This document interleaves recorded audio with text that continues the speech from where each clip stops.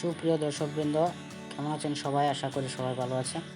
আজকের ভিডিওতে আপনাদের দেখাবো আপনার ফোনের মধ্যে যদি এমবি কাজ না করে, এমবি থাকা সত্ত্বেও এমবি কাজ না করে, তাহলে খুব সহজভাবেই কীভাবে সেটি কাজে লাগাবেন বা ঠিক করবেন। তো প্রথমেই আপনারা চলে যাবেন সেটিংস অপশনে।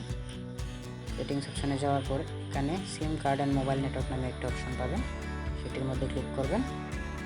ক্লিক করার পরই আপনারা যে অপারেটরে ইন্টারনেট ব্যবহার করছেন সেটির মধ্যে ক্লিক করবেন। আমি রবির মধ্যে ক্লিক করে দেখিয়ে দিচ্ছি। তারপর এখানে নিচের দিকে দেখতে পাবেন অ্যাক্সেস পয়েন্ট নামে একটি অপশন আছে, অ্যাক্সেস পয়েন্টস নেম, এটির মধ্যে ক্লিক করে দেবেন। তারপর এখানে দেখতে পাচ্ছেন উপরের দিকে রবি ওয়েব, এটিতে ক্লিক করা আছে।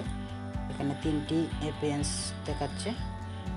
তো রবি ওয়েবে যেহেতু আছে সেহেতু রবি ইন্টারনেট কোনোভাবেই কাজ করবেন না।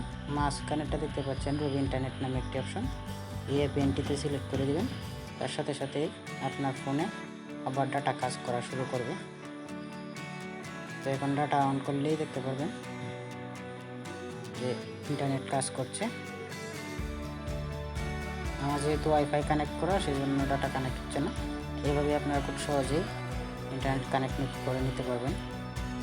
ভিডিওটি এই পর্যন্তই।